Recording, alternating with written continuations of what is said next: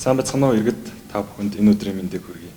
Доктортой хөгжлийн боловсролын агуулгын хүрээнд насан туршийн боловсролын үндэсний төв Бордоо түүний ач холбогдлын талаар дэлхийн хичээлийг та бүхэнд хүргэхэд бэлэн болоод байна. Ингээд Төв Азийн хөрс судлалын холбооны тэргүүн хөрс судлаач Ундар хот багштай хамтран заана.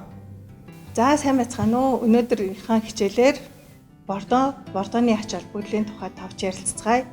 За тэгээд Бордог бол ерөнхийд нь эрдэс буюу органик бордоо гэж хувааж ангилж үздэг байгаа. За ингээд эрдэс буюу органик бордооныхоо тухай ярихын өмнө бид нэр ургамал юугаар хоолдог вэ? Ургамлыг тарьж ургуулахад юу хэрэгтэй вэ гэдгээ эргэж санах нь бол мэдээж зайлшгүй шаардлагатай. За тэгээд түрүүнийхээ хичээлээр бид нэр бас ярилцсан байгаа. Ургамал бол хооллохдоо азот, фосфор, каль, кальц, магний гээд 10 хэдэн төрлийн эрдэс элементээр хоолдог тухай ярилцсан байгаа. Ургамлын хоолтонд хамгийн чухал элементүүдийг чухал байдлаар нь ингээд доороос нь дээш нь ингээд жагсаасан байгаа.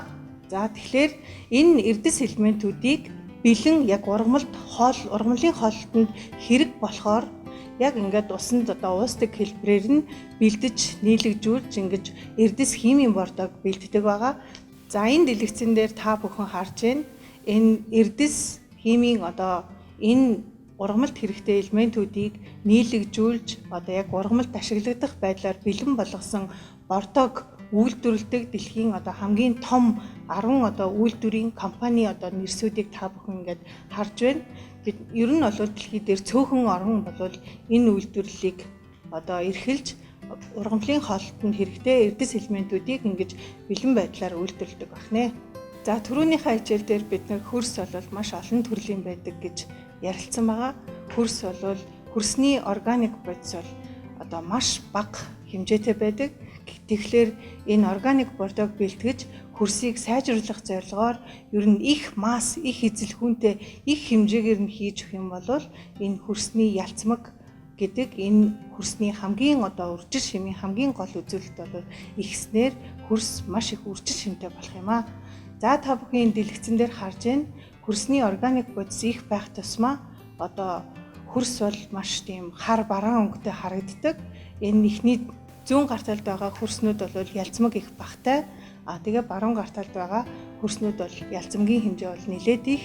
Тэгснээрээ хөрсний үржил шим бол маш өндөртэй, ургац авахд их боломжтой, хөрсний усчийг барих чадвар нь илүү ийм сайхан хөрс байна. Тэгэхээр органик бордог үйлдвэрлэж хөрсөндөө хөрс сайжруулах бордоо болгож хэрэглэх нь манай орн шиг хатуу хуурай ийм нөхцөлтэй хурд тундас бага ордог ийм бүс нутагт бол маш чухал үүрэг оройл гүйцэтгэж байгаа юм. Учир нь тэр жаахан орсон хурд тундсыг маань өөрийнхөө тэр эзэлхүүнд биедээ шингээгээд ингээд ургамалд ашиглагдах чигийг бас хэд хоног ч гэсэн илүү барьдгаараа хамгийн чухал үүрэгтэй юм аа. За та бид бүгдээрээ мэдэж байгаа манай газар тариалан эрхэлдэг төв бүсийн хөрсний үржил шим маш их дороотож байна гэж олон эрдэмтдийн судалгаагаар бол нэлээд гарсан байгаа.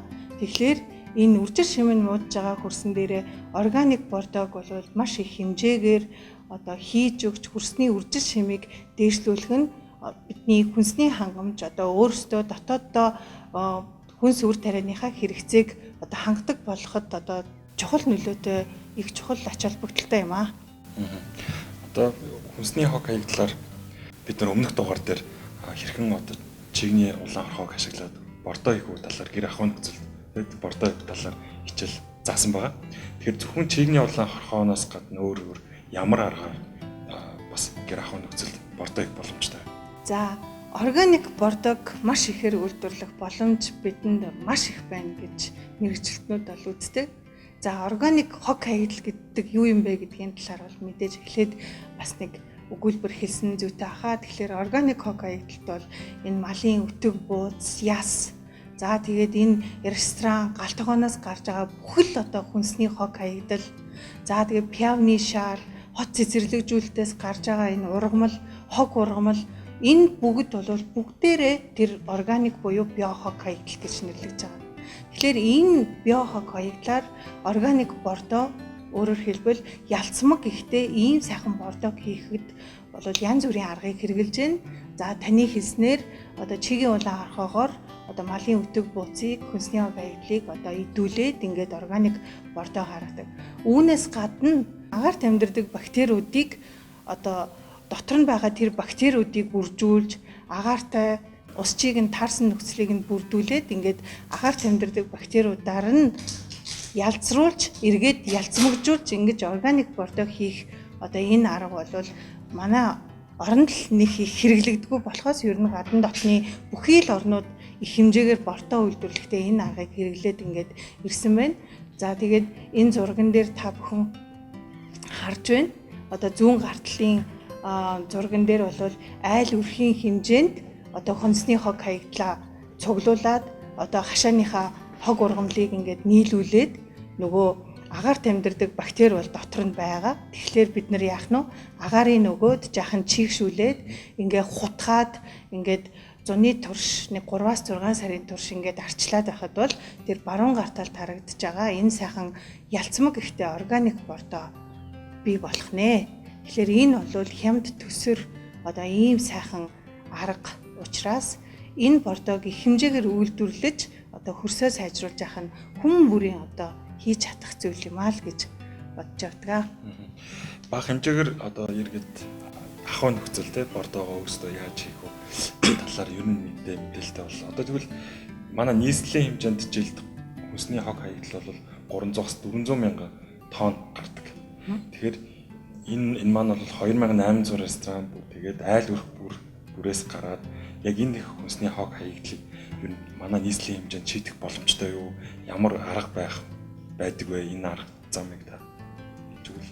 Ер нь бол энэ био хог хаягдал, энэ хог хаягдал гэдгийг ерөөсөө хог муухай юм гэж харахаа болоод дэлхий дээр бол удаж байна. Тэгэхээр энэ био хог хаягдал бол бидний одоо энэ хог гэхээс илүү түүхийд энэ бордоо болох түүхийд үнэт чухал материал гэдэг нь бол одоо ер нь бол ойлгомжтой. Тэгэхээр одоо мэрэгчлэтнүүдийн судалгаагаар одоо хог хаягдал дахин боловсруулах холбооны судалгаагаар бол Улаанбаатар хотод 300-аас 400 мянган тонн одоо био хог хаягдал гарч байна.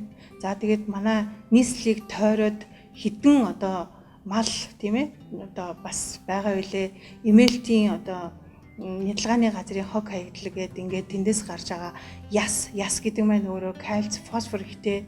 Тэгээд тэндээс гарч байгаа тэр цувдаа одоо хоёр дөгч тийм ээ тэр бүхэл одоо энэ түүхий эднэр маань бүгдээрээ үнэт чухал материал юм байнамаа. Тэгэхээр биднэрт хөрсөө бас өөрсдийнхээ чадлаараа ингээд сайжруулах энэ бордоо хийх түүхий эд материал бол маш их байна гэж бол эрдэмтэд ерөн судлаачид бол үзэж байгаа. Одоо энийг ажил хэрэг болгоод ингээд энэ хямд төсөр аргаар одоо бордоо хийх нь чухал байна. За ер нь ингээд био хог хаягдлын органик хог хаягдлыг дахин боловсруулна гэдэг маань хог хаягдлын менежментэд одоо эерэг нөлөө үзүүлнэ. Хог хаягдалгүй болоод ирэхлээр байгаль орчин тийм ээ цэвэрхэн болно, сайхан болно.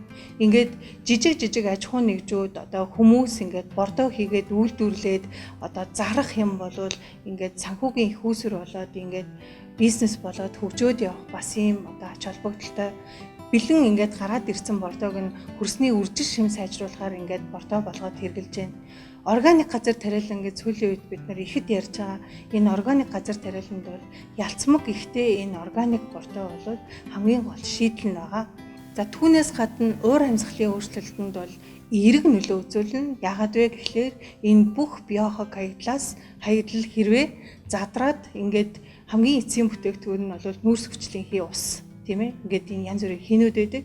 Гэтэл энэ уур амьсгалын өөрчлөлтөнд нөлөөлдөг энэ хийнүүдийг эргээд бүтээгдэхүүн болгоод хөрсөндөө хийнэ гэдэг бол уур амьсгалын өөрчлөлтөнд бид нэр эерэг нөлөө үзүүлж байгаа ийм ач холбогдолтой.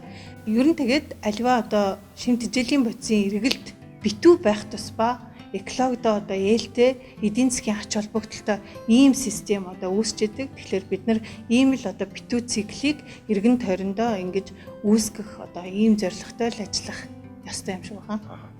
Хүнсний хог хаягдлаар одоо энэ органик бордоо хийгээд байна. Тэгэхээр энэ органик бордоо ямар процессор хийгддэг? Манай Монгол улсын хэмжээнд юу хийгддэг юм? Хямд төсөр аргаар энэ био хог хаягдлаараа органик компост бордоо энэ ялцмаг ихтэй ийм органик бордоо хийдэг энэ процесс бол их энгийн, амархан, төвөггүй, ямар ч хүн болвол өрхийнхөө гэрийнхаа хэмжээнд тийм ээ айл одоо орон сууцнд амьдардаг айл бол балкон дээрээ хашаанд амьдардаг айл бол хашааныхаа болно. За үр тарианы тариалан эрхэлдэг аж ахуй нэгжүүд хүнсний ногоо тариалдаг хүмүүс бол яг тэр тухайн орон нутагт байгаа өтөг бууз үртэс яс тийм ээ бүхий л одоо энэ органик хаягдлаа овоолоод ингээд амархан хийгээд ээж болохоор одоо ийм амархан одоо үйлдвэрлэл байгаа. Та бүхэн одоо энэ дэлгэцэн дээр ингээд харж байна. Тэр баруун гарын зурган дээр бол яг тарианы нуруу шиг сайхан бүх хог хаягдлаа нуруулдаад ингээд тавьчихна. Тэгээд ерөөсөө хийж байгаа арчилгаа за яг хөө гүнзгийрүүлээд ингээд унших юм бол бас нарийн технологийн процессууд байгаа. Гэхдээ ерөнхийдөө ингээд товчлоод өнөөдрийнхээ хичээлээр танилцуулах юм бол энэ одоо нуруулдаж энэ хольж тавьсан энэ хог хаягдлынхаа хольцыг ерөөсөө сайхан агааржуулаад усчигийнх нь хэмжээг яг тэр агаарт амьдардаг бактериуд амьдарч одоо яг үйл ажиллагаа процесс явуулахад л одоо тэр сайхан тохиромжтой нөхцөлийг нь бүрдүүлж өгөх л одоо ийм зорилготой юм байгаа. Тэгэхээр ерөнхийдөө нийслэл хот маань ч гэсэн аймагуудын төв маань ч гэсэн бүх гарч байгаа биохог хаягдлаа холиод ингэж сайхан нуруулдаад одоо нэг кофшор тийм ээ агааржуулалт хийгээд усны машин ирээд ингээд услаад тэгээд тэр одоо хог хаягдал дотор байгаа тэр агаарт амьдардаг бактериудыг л амьдруулж ажилуулж одоо тэр хог хаягдлыг эрдэсжүүлж задраагаад эргээд одоо ялцмагжих процессыг нь бий болгох тэр сайхан нөхцөлийг л бэлдэж өгж байгаа ийм процесс байгаа. Тэгээд YouTube одоо янз бүрийн одоо сувг каналуудаар бол энэ тухай бол маш их одоо хичээл одоо сургалтын материалууд дэлбэг байдаг. За тэгвэл хүнсний хог хаягдлаараа ингээд органик бордог ингээд ийм ихэр хийж байна. Тэгвэл эрдэс бордог яадын ялгаа нь юунд ашиглаж байна? За түрүүн хичээлийн ихэнд бид нар ярьсан хөрсний тухай хичээл бас орж явахдаа нэлээд бас тодорхой ярьсан байгаа. Ургамал болвол тэр эрдэс элементүүдээр хоололдог. Тэгэхээр өндөр ургац авах гэж байгаа.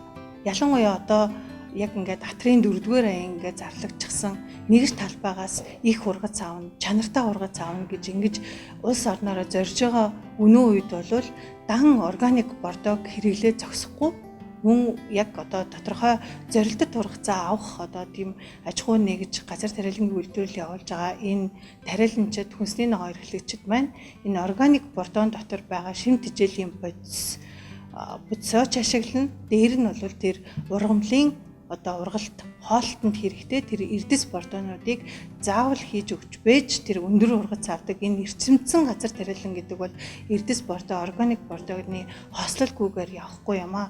За органик бордоо бол өөрөө бол түрүүн бид нар ярьсан органик газар тариаланд одоо хамгийн чухал бордоо нэгж талбайгаас их ургац авах энэ эрчимцэн технологи ялангуяа услаатай газар тариалан эрхэлж байгаа хүмүүс бол органик бордоо эрдэс бордог бол хослуулж хэрэглэх нь одоо зүйтэй ангийн тулд бол хөрснийхөө шин чанар дээр үндэслээд зорилттой тургацсан дээр бас одоо үндэслээд ингээд органик бордоо эрдэс бордоогоо одоо зөв хэрэглэж сурцгаая л гэж хэлмээр байна да. За органик бордоо хийх талаар ярилцлаа. Тэгэхээр иргэд бид одоо улсын хэмжээнд тэр органик бордог хийхин тулд ер нь яах ёстой юм бэ? За органик бордог бол түрүүн бас бид нарт ярилцсан өрхийн хэмжээнд, аж ахуйн хэмжээнд, улс нийслэл, аймагуудын төвийн хэмжээнд бол хийхэд энэ маш хямд төсөр ийм амархан төвгүй арга юм аа. Энэ үйлдвэрлэлийн арга бол амархан юм аа гэж ярилцсан байгаа. Тэгэхээр манай нийслэлийн хувьд жишээлх юм бол энэ органик бордоо үйлдвэрлэхэд энэ сайхан түүхий эдэн байж байна. Гэхдээ одоо энэ алхам бордоо хийх энэ алхам юунаас эхлэх вэ гэхлээр одоо энэ биохог хаягдлаа их усүр дээр нь яг ангилдаг одоо энэ одоо хөвшлийг бүр хөвшилд суралцмаар байна. За ингээд ангилаад ингээд сайхан одоо ялгчихсан энэ биохог хаягдлыг нэг газар одоо аваачид зөөдөг ийм системтэй болох юм бол энэ арга маань өөрөө маш тийм хялбар одоо хямд төсөр арга учраас одоо тодорхой газар ингээд цугларчихсан энэ бүхий л одоо энэ био органик хог хаягдлаар бордоо хийх процесс одоо ингээд цааш нь үргэлжлээд явах юм байгаа. Тэгэхээр ресторанууд нь бол яг их үүсвэр дээрээ био хог хаягдлаа ялгаад тэгээд хог хаягдлыг одоо зөөдөг энэ компаниуд бол тэр нийлүүлээд нэг газар хаях биш, ингээд тусад нь ингэж одоо хаяж цуглуулдаг. Тэрүүгээр нь ингээд цаашлаад бордоо хийх одоо сонирхолтой бизнесмэнүүд одоо эсвэл одоо бордоо хийх сонирхолтой одоо ийм нэгж ингээд байгуулад ингээд цаашаа ингээд бизнесийн хэлбэрт оруулаад явах юм бол амархан шийдэгдэх юм болоо гэж боддیں۔ Хөдөө орон нутагт байгаа малчид бол малынхаа бэлчээр одоо хадлан авдаг газраа хүртэл өвлжөөндөө байгаа жаахан бууцаараач болохноо бордоод ингээд хадлан бэлчээрийнхаа ургацыг бас сайжруулж ивэл бас их хэрэгтэй байна. Үр тарианы тариаланчид хүнсний ногоо эрхлэгчид маань ч гэсэн тухайн орон нутагт байгаа тэр бүхий л одоо био хог хаягдлыг энэ аргаар сайхан эрдэсчүүлж ялцмагжуулаад ингээд энэ сайхан бордог бол хийж сурах одоо энэ талаар одоо суралцах хэрэгтэй байна. Тэгээ ер нь бол нийтээрээ энэ био хог хаягдлыг хог хаягдал биш, энэ био хог хаягдал бол хөрс сайжруулах бордог хийх түүхий эд материал юм. Тэгээд тэгснээрээ бидний хүнсний хангамж хөрс сайжрах юм бол хүнсний хангамж мэдээж хэрэг сайжирна. Ингэснээрээ дотооддоо бид нэр өөрсдийгөө хүнснийхаа хэрэгцээр хангая гэдэг байгаа. Энэ зорилтоо одоо биелүүлэх одоо алхам болох юм болов энд маань одоо нэлээд тодорхой өөрөөр оройл гүйцэтгэх юм болов гэж бодж яадаг. Тийм учраас одоо энэ хичээлээрээ бүх одоо нийтийг одоо органик бордооны үйлдвэрлэлийг одоо энэ аргаар ингээд хэм төсөр аргаар био хог хаягдлаа ашиглаад хийцгээе гэж уриалмаар байна. За сүүлийн үед иргэд бид бүхэн хашаанда мод тари, ногоон хөгжил гэж ярьж байгаа сүүлийн үед. Тэгэхээр хэрхэн одоо органик бүтээгдэхүүн одоо хүнсний хог хаягдлаараа бордоо хийх талаар бид нар энэ удаагийн дугаараа мэдэж авлаа. Тэгэхээр иргэд та бүхэн одоо энэ хийсэн өөрсдийнхөө бордоогоор ногоо цагаагаад бордож одоо мод тарихтаа ашиглаж хөвшөөрэй гэдэг энэ удаагийн дугаарыг энэ төрөйд өндөрлөе. Анхаарал хандуулсанд баярлалаа.